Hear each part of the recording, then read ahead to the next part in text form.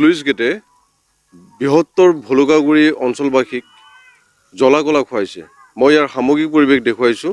এখন sluice gate, যিখন sluice gate Subansiri নদীৰ পানী বাঢ়িলে সোমাই আহে আৰু সোৱণশিৰি যি নদী সেই বাঢ়নি পানী যে সোমাই আহি বিস্তীৰ্ণ এলেকা, বৃহৎ এলেকা, প্ৰায় 20-25খন গাঁও জলমগ্ন হৈ পৰে।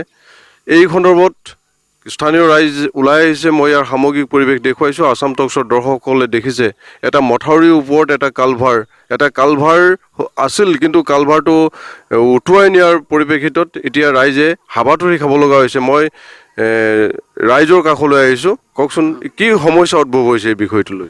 আমাৰ এইটো জেগা, আমাৰ এই বলকাগুৰি যিটো চুইচ গেট দিছিলে, ৰিং আছিলে, ৰিংটো নিজে কহি কিনি গোটেইখিনি ব্লক হৈ কিনি নিজে আকৌ ইহঁতে ভাঙি দি কিনি আকৌ কুলি থৈ দিলে। যোৱা বছৰ 25 চনতে 2025তে নিজে MLA আহি কিনি অমীয় কুমাৰ ভূঞাই আহি কিনি সেইটো ইহঁতে চেংচন দিছে বুলি ইহঁতে দেখাই কিনি গোটেই পোচ উঠাই কিনি ইহঁতে আকৌ এনে অৱস্থা কৰি থৈ দিলে। এতিয়ালৈকে একো কিবা নাই।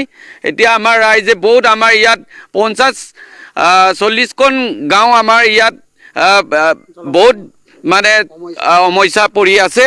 ৰুব পৰা নাই আৰু পানী সোৱণশিৰি পানী সোমাই যায়, আকৌ মানে ওলাবলৈ টাই নাপায়, মানে গোটেই মেটেকা জেমা হৈ এইটো যিটো কালভাৰ বনাইছে ইহঁতে ভাঙি দিয়া নাই, গোটেই জাবৰখিনি তাত জাপ বান্ধি কিনি। আপোনাক মই ধন্যবাদ জনাইছোঁ, যিহেতু আপুনি সমস্যাখিনি কৈ আছে। কি ক'ব? এইটো কালভাৰটো আধৰুৱা কৰি ৰাখিলে, কি ক'ব?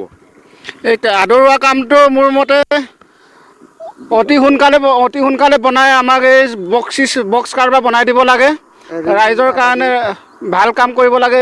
ইফালে 40-50খন গাঁৱে জলমগ্ন হৈ থাকে, বহুত অসুবিধা। নদীৰ পানী আহে, নদীৰ পানীটো অহাৰ পাছত আমাৰ ভিতৰৰ পানীটো ওলাই নাহে, গোটেই পানীকেইটা ভিতৰত জাম হৈ পেলাই খেতি পথাৰ কৰিবলৈ সমস্যা হয়। খেতি পথাৰ কৰিবলৈ বহুত সমস্যা, বহুত লোকচান খেতি পথাৰ আমাৰ। কি ক'ব? এইটো বিষয়টো এনেকুৱা এটা জটিল ৰূপ ধাৰণ কৰিছে যে মই পুনৰ স্লুইচ গেটখন দেখুৱাইছোঁ। এইখন স্লুইচ গেট যিটো মেৰামতি নিৰ্মাণ কৰিছিলে, কিন্তু ভাঙি জৰাজীৰ্ণ হৈ গৈছে, অথচ এইখন আজিলৈকে সম্পূৰ্ণ নহ'ল।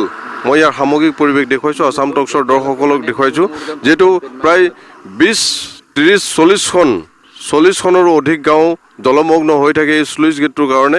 কি ক'ব? আমাৰ এইটো যোনটো বনাইছে ৰিং তেল বনাই দি পিনি আমাক এইটো ভাঙি দিয়া নাই। এতিয়া এনেকৈ বনাবলৈ বিচাৰি আছে। এইটো যোনটো ৰিং তেল, এই ৰিং তেলেদি আমাৰ মানে পানীটো বৰ ওলাবলৈ আমাৰ বহুত অসুবিধা হয়গৈ। এইটো কাৰণে আমাক বনাই দিব লাগে অপেনকৈ। মানে এই যোনটো আমাৰ চুইচ গেট আছে, এই চুইচ গেটকেইটা ঠিকে আছে। এইটো ধৰক এই যোনটো ৰিং তেল আমাৰ ৰিং এৰি প্লেন কৰি বনাই পিনে আমাক এৰি দিলে ভাল আছে। যোৱা এইটো আমাৰ 24 জানুৱাৰী অমীয় ভূঞা ছাৰে 25তে অমীয় ভূঞা ছাৰে বনাই দিম বুলি গোটেই বনাই এইবিলাক ভাঙাই পিনি পূৰা এইটো আমাৰ সেইখন প্লাইবোৰ্ড ফিটিং কৰি পিনি দি পিনি আজিলৈকে ঘূৰি নাহিলে। এতিয়া ঘূৰি নহাৰ ফলত এতিয়া আকৌ যেতিয়া বৰষুণ, এতিয়া পানীৰ সমস্যা হৈ আছে, এই সমস্যা দি এতিয়া আকৌ মানে মানুহে বালি একটিভ গিৰোৱা নিচিনা লাগিছেগৈ।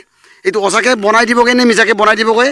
কালি এনেকুৱা হেৰি হ'লে আমাৰ ভুলকাগুৰি চেনিমৰা মানুহৰ বা আমাৰ পকাদলৰ পৰা লিকক চাপৰি পানী আমাৰ ইয়াত আহি পাঁচআলিৰ পৰা আহি আমাৰ এইবিলাক মানুহে আমাৰ বহুত অসুবিধা হয় খেতি পথাৰ কৰিবৰ কাৰণে।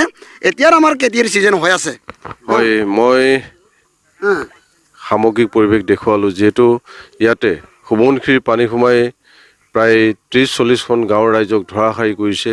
তেওঁলোকে খেতি পথাৰত মগ্ন হ'ব নোৱাৰে, যিহেতু তেওঁলোকৰ বৃহৎ লোকচানৰ সন্মুখীন হ'ব লগা হয়। যিহেতু মই ইয়াৰ যি স্লুইচ গেটৰ ওচৰত থাকি মই ইয়াৰ সামগ্ৰিক পৰিৱেশ